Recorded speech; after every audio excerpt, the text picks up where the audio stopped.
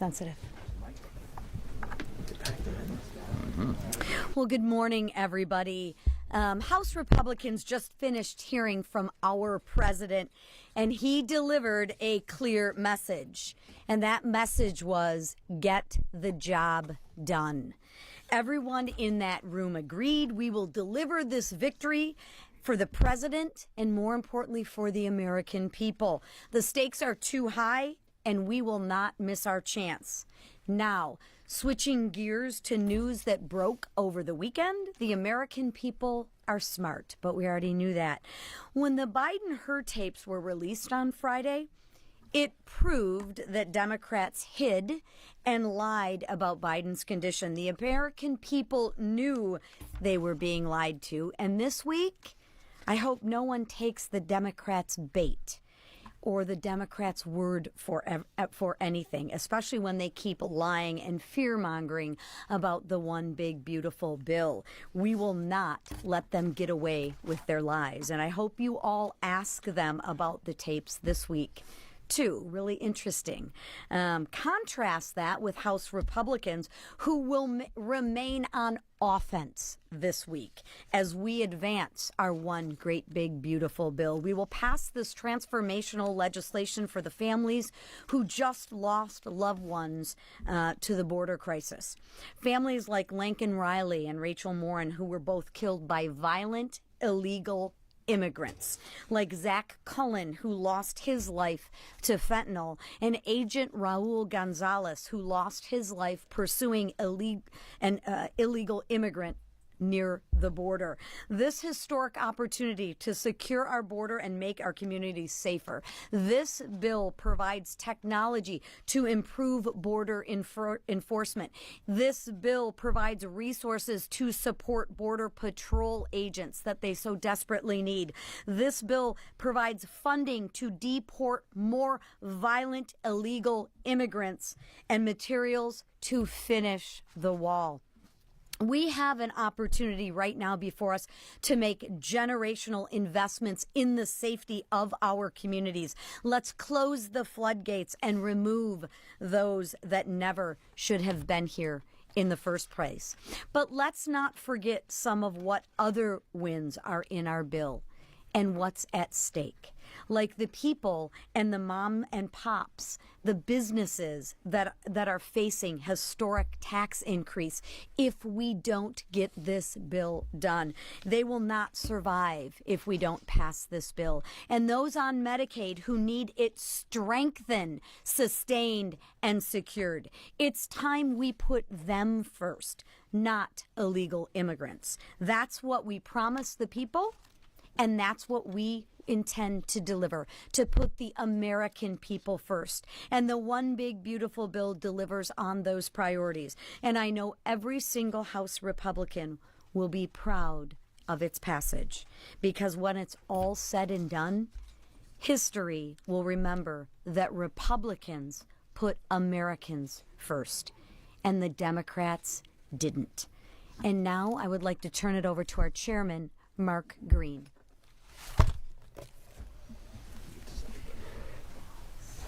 Thank you, Speaker.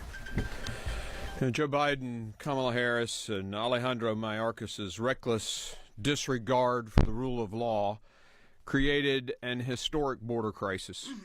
Under the Biden and Harris administration, 13 million inadmissible aliens poured into our country, overwhelming Border Patrol and CBP officers, wasting billions of taxpayer dollars, and, of course, throwing many of our communities into chaos.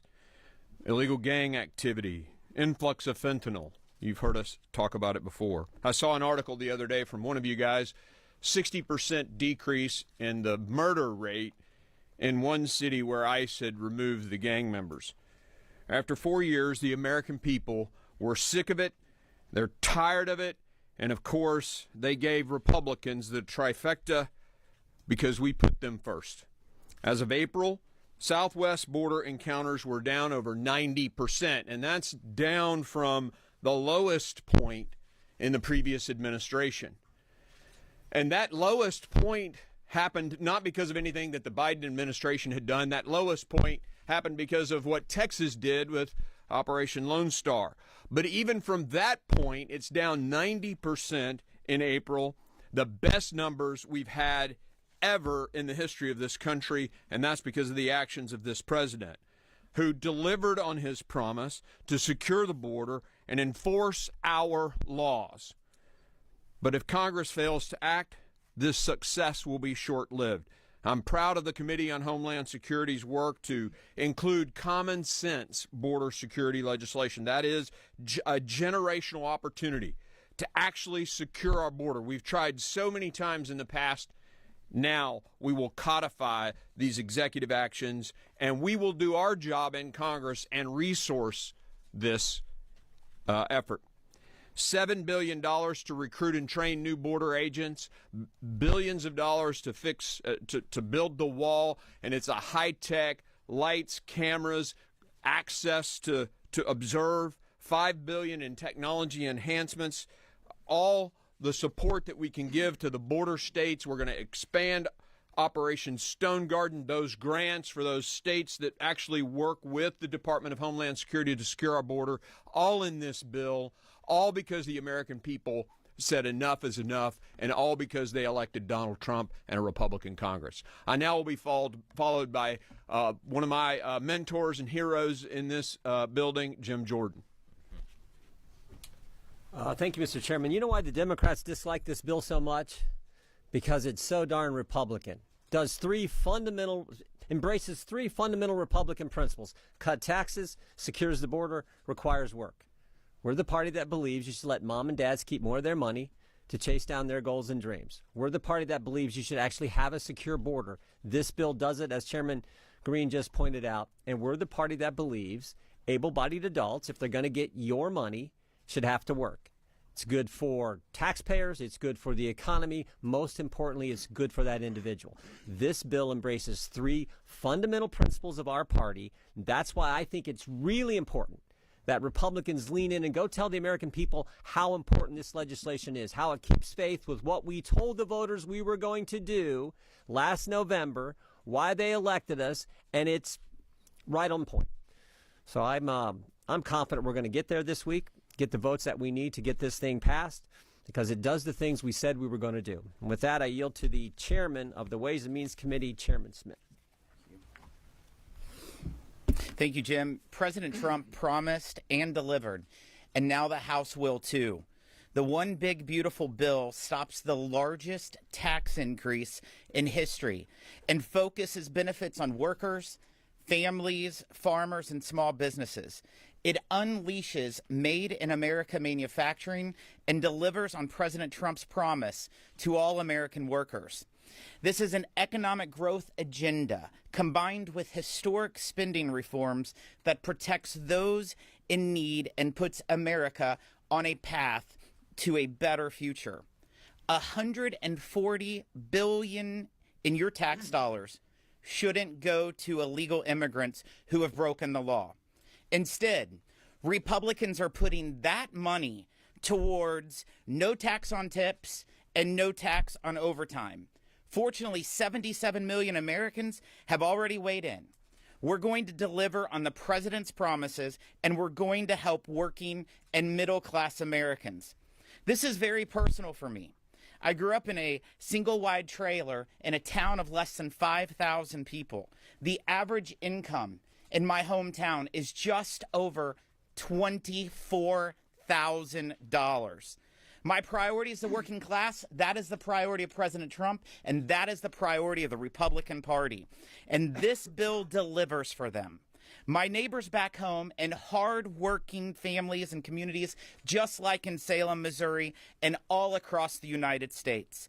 According to the Council of Economic Advisors, the no tax on tips policy alone will lead to an additional $1,700 in the pockets of each of the 4 million different tipped employees working in communities throughout this nation. Family take-home pay will increase up to $13,300 under the One Big Beautiful Bill. And the same study showed that tax relief for seniors, meanwhile, would increase the average take-home pay for qualifying seniors by approximately $450 per year. I'm proud to say we're taking the president's promise and going even farther by delivering even greater benefits for them. I've said it before, and I'll say it again. Failure is not an option. We have to deliver for the American people. Pleased to turn over to Whip Emmer. Thanks, Jason. This week, House Republicans face a historic moment that has the potential to revive the American dream and solidify the comeback that has already begun under President Donald J. Trump. From our nation's farmers to police officers working 60 hours a week, from America's top manufacturers to small businesses on Main Street, our One Big Beautiful Bill holds promise for every American. In fact, nearly 1,000 organizations have already expressed support for the policies within the bill. The Job Creators Network described our reconciliation bill as, quote, exactly what the country needs to jumpstart the economy and guarantee the safety and prosperity of Americans for decades to come, end quote. The National Association of Manufacturers said of this landmark legislation, quote, we need certainty now, and this is the moment to deliver one big, beautiful bill that lets us compete and win, end quote. Their warning could not be more true. The time to get this done is now. Not only does this legislation make the 2017 Trump tax cuts permanent and implement no tax on tips and overtime pay, it also unleashes American energy, cuts waste, fraud, and abuse, and allows President Trump to continue his successful deportation and border security operations. And that's only naming a handful of things this bill accomplishes. Our reconciliation bill delivers on President Trump's America First agenda, and it does so while saving the American people over $1.6 trillion. The One Big Beautiful Bill is truly a once-in-a-generation chance to get America back on track. House Republicans must seize this opportunity, and quickly. As my good friend Jason Smith just said, failure is not an option. With that, I turn it over to our leader, Steve Scalise. Thank you, Whip. Well, this morning, President Trump had a strong and clear message to a packed House Republican conference. And that is after months of long, intense discussions over really important differences and issues. This One Big Beautiful Bill has come through the committee process, and it's time to end the negotiations, unify behind this bill, and get it passed on to the Senate. And what President Trump really talked about was the things that we all talked about during the campaign, how important it was to prevent a tax increase on working class families. Low and middle income families would see a large, painful tax increase if this bill were not to happen. And look, we all know every Democrat's going to vote no. They've bragged about it.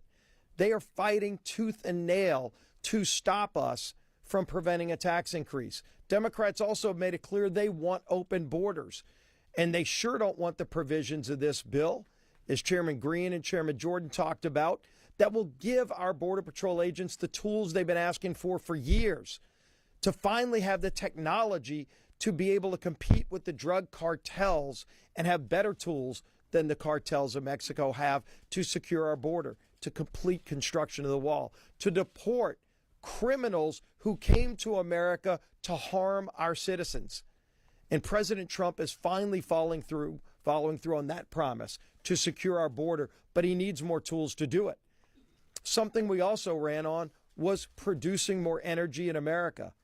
And this bill reverses the Biden-era policies that shut off American energy, making our country more dependent on hostile nations, giving Putin billions of dollars a month more to fund his war in Ukraine by shutting American energy off. This bill opens it back up again. It generates more money. It generates opportunity for families. It generates higher wages for hardworking taxpayers. It will generate real economic growth to lower inflation, to lower costs at the grocery store, to lower interest rates, all the things that 77 million voters gave us a mandate to go deliver on. I know we've got a few final issues to resolve, but as President Trump said today, it's time to stop the talking, and we need action. We need to deliver for those families who have been waiting way too long for the results that are in this one big, beautiful bill. A lot of great policies to deliver for those families is just waiting. We're going to deliver this week. We're going to bring the bill. Failure absolutely is not an option. We've got to get this done. And the man leading that charge here in the House, who President Trump had some great words about, is our Speaker, Mike Johnson. Thank you, Leader. Thanks to all these great leaders standing behind me. I tell you what, we're in a very good mood this morning. We had an epic time on the Hill. I don't think there's ever been a time when I've been more proud to be a Republican, to be an American. We're on the verge of making history here, and everybody feels it. In that room today with President Trump, it was filled with standing ovations and high energy and high excitement because everybody senses what's happening here. It was a great esprit de corps, and we're blessed to serve under and with a president who understands the necessity of these relationships and is willing to roll his sleeves up and come stand in the trenches to be a part of this excitement of what's happening. From the outset of the budget reconciliation process, we have sought to enact President Trump's full agenda, not just parts of it. And that's why we call it the one big, beautiful bill, because really everything is sandwiched into this. The American people were sick of wasteful spending and high inflation and open borders and weakness on the world stage. And you know what we're working towards right now? The opposite of all those things. President Trump has used his executive authority in historic ways to stop much of the bleeding. But Congress has a role and a responsibility to step in at this stage to stitch up and mend those wounds for good. And that's what this legislation is about. We cannot leave the American people waiting or wanting. The one big, beautiful bill enshrines into law and funds President Trump's promises. There's a lot of them because we had to make them, because after the last 4 years, everything was an absolute disaster. So he's promised to cut wasteful spending and save taxpayers' money. Check. That's what we're doing. Make permanent historic tax cuts and prevent the largest tax hike in U.S. history. Check. That's what we're doing. Invest in our national defense and homeland security in a fiscally responsible manner. That, too. Reestablish American energy dominance. And basically restore common sense to the government. That's what the American people elected him to do. This bill does all that and so much more. And as a reminder, we're right on schedule. Our House budget resolution gave instructions to 11 separate committees in the House to write their portions of the budget reconciliation bill, and they did it right on target. Every instructed committee exceeded those targets, in fact, that they were given through our resolution. That means the committees that were told to spend have spent less. And the committees that were told to save actually found more savings than they were targeting. And the bill delivered more than $1.5 trillion in savings mandated by the budget resolution. That is historic. There's never been anything like it before. And we're proud to deliver it. This is a whole of Congress response to a whole of government problem. And the results of all this work for over a year has now come to fruition. Every House Republican has engaged in the process. The White House has been involved, as you saw most recently within the last hour. The Senate has been involved. Constituent groups from around the country made their voices heard. And that's why, as the whip said, nearly 1,000 organizations have issued enthusiastic public endorsements about this legislation. I don't think there's ever been anything like that. No legislation has ever garnered that much support. It's really something. And we never promised it'd be easy. We never thought this was going to be an effortless process, because when you're doing this much in a bill this large and complicated and comprehensive, there's a lot of opinions in the room. We respect that in the Republican Party. We're people of deep principle and settled philosophy, and you're going to get differences of opinion when you work through these things. That's part of it. We welcome it. Nothing in Congress is ever easy, especially when you have small margins. But we are going to land this plane and deliver this, and we're proud what we've accomplished together. Every member of the conference can be proud of this legislation in the end. It's truly a nation-shaping piece of legislation. You heard some of the highlights here. Let me just give you a couple of things that haven't been mentioned yet or can't be mentioned enough. Some of the big conservative wins in the bill that are common sense wins for the American people. Putting Americans first. I love what Chairman Jordan said. This is really simple. We're delivering. We're doing what we said we were going to do. When you talk about putting Americans first, we're making the largest investment in border security in over a generation, providing nearly $150 billion to secure our border and deport illegal aliens. We are cracking down on illegal aliens receiving Medicaid, Medicare, SNAP, and tax benefits that are intended for the citizens of this country. We're shifting the cost of adjudication in the immigration system from the American taxpayer to the aliens themselves. And we're imposing a fee on remittance payments to foreign countries by illegal aliens. Second category, providing historic tax relief. We're going to eliminate taxes on tips and overtime and provide tax relief for seniors on Social Security. We're going to eliminate taxes on auto loan interest if that car is made in the U.S., lowering the cost of borrowing for America's farmers and providing tax relief for job creators. Another category, bringing back common sense. I mean, that's the continuing theme here that we all talk about. We're repealing and rolling back over $500 billion in funding for the radical Green New Deal policies from Biden's so-called Inflation Reduction Act. We call it the Inflation Act. We're ending Biden's war on American energy. We're banning Medicaid dollars from going to transgender surgeries for minors. We're canceling Biden's student loan repayment program. We're increasing university endowment tax for these big woke institutions. We're revoking tax exempt status for nonprofits that materially support terrorism. We're doubling the jail time for leaks of confidential taxpayer information. We're eliminating big businesses' ability to engage in woke PR campaigns to facilitate refundability for green energy projects. We're incentivizing federal workforce to be at-will employees, and we're repealing Biden's disastrous EV mandate. The stakes couldn't be any higher. We could go on and on. It's over 1,000 pages. I could list all the wins, but we only have so much time. Despite the overwhelming popularity of so many of these provisions in this bill, the guys on the other side of the congressional Democrats have refused to engage with us in this process at all. They're not going to vote for anything that I just listed for you. And make no mistake about it. This week they're going to vote for. They're going to vote for the largest increase in taxes in American history. They're going to vote against border security, against American energy dominance, and against broadly popular policies such as work requirements to shore up Medicaid. President Trump's one big beautiful bill is going to require one big beautiful vote. And this is our shot. Best chance. This is our best chance that we'll ever have in our lifetimes, in any of us, in any of our lifetimes, to deliver on the mandate handed down by so many Americans. 77 million Americans voted for President Trump, more than that. And in fact, it's exactly what Republicans were sent to Washington to accomplish, as Chairman Jordan said. By passing this legislation, wages will increase as much as $11,600. Take-home pay for the typical American family with 2 kids will increase by $13,300 a year. As many as 4.2 million full-time equivalent jobs will be created because of this legislation. But if we fail, here's the alternative. Here's what the Democrats are going to vote for. Every American citizen seeing a 22% tax hike. 26 million businesses would see a tax increase of 43%. We'd lose nearly 6 million jobs in the economy and about $1 trillion in GDP by some estimates. The Border Patrol and ICE would lack the resources to detain and deport criminal illegal aliens, and 1.4 million illegals would continue to receive taxpayer funding of health care. Look, we could go on and on this morning about finishing the border wall and accomplishing all these things that we've talked about. But I'm just going to end it here and tell you that failure is simply not an option. We have to get this done. I told President Trump on the campaign trail that I believed he could be the most consequential president of the modern era and arguably maybe one of the most in all of U.S. history, maybe top 2 or 3. I think this is the way we deliver that. And by extension, that means that this Congress can be one of the most consequential in history. We do not take that lightly. And despite the challenges and the nonstop media criticism and the historically small House majority, we are right on track to deliver, and that's what you'll see this House do this week. Now, we're not going to take a lot of questions this morning because we've already done a ton of media with you in the halls. The President gave you a lot, we gave you a lot. What we're leaving to do right now is gather up the small subgroups in the House Republican Conference and tie up the remaining loose ends. I'm very confident that we'll be able to do that.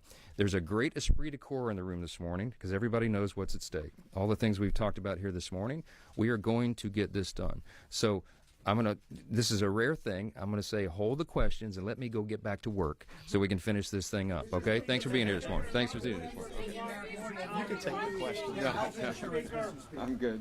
Mr. Smith, leadership, it's a requirement to take questions in this room, gentlemen.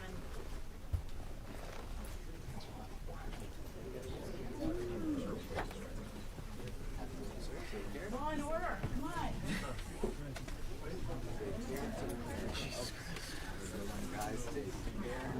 Nice to have you guys.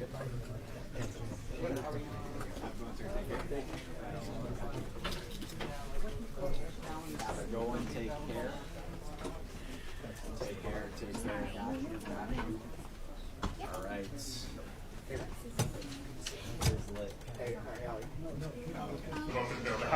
You mean after this speech? After this speech, that's what Oh, she yeah, I think said. so. Well, what do we see at the voters? I think it was a great speech. After this speech, that's Oh, what she yeah, I said. think so. Well, what do we see at the voters? I think it was a great talk. It wasn't a speech. We talked about things. Who do you work for? Notice. Who? Notice. I don't even know what the hell that is. You gotta get yourself a real job. Let me tell you. I think we have unbelievable unity. I think we're going to get everything we want, and I think we're going to have a great victory. And this man has done a great job.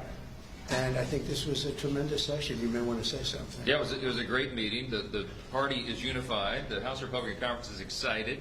Multiple standing ovations. They love this president. The people back home love what he's doing. It's historic, and everybody understands the scope and the meaning of this. If we do not accomplish this mission, every one of you, all the American people are going to have the highest tax increase that you've ever had. And among the debt ceiling cliff that's approaching and all the other problems, this is the bill to do it. I think we're going to get it done, Mr. President. The Democrats want to raise your taxes. If this doesn't work, if this doesn't get the numbers that the Republicans want, and I think it does, I think it's all Republican vote, the Democrats are going to be raising your taxes by 68%. And they will not do we're going to have an 85% cut in drug costs. 85% cut in drug costs. The Democrats, the drug prices are going to go up. I can't imagine a Democrat not voting for this. I think the Democrats, if they don't vote for it, that means they're voting for an increase in drug prices. Think of that, versus an 80 to an 85, maybe 75, but could be an 85% cut in drug costs. Okay. Mr. President, will you need to reach out to individual members? Will you need to make a pitch to individual I members? don't think so. No, that's what I did. That's really what we did today. I think it was a really great. That was a meeting of love. Let me tell you, that was love in that room. There was no shouting. I think it was a meeting of love. There were a couple of things that we talked about specifically where some people felt a little bit one way or the other, not a big deal. And I covered them. It wasn't so much a speech. I covered certain points. And I think I'd be very surprised. You told him you were losing patience. Are you losing patience? No, I didn't tell him. Who told you I said I'm losing? That's what we heard inside the room. But that's a lie. Wait a minute. Wait. Who's told you that? We heard from people inside the room. Oh, really? true. It's totally true. I never used the term. I didn't say losing. I didn't even talk about it. In fact, it's the opposite. I think we're going to get it done. I'm not losing patience. We're ahead of schedule. Anybody that told you that is a liar. Wait a minute. I never mentioned the word losing patience because I'm not losing patience. We're ahead of schedule. That's why I asked you. Well, but why don't you go back to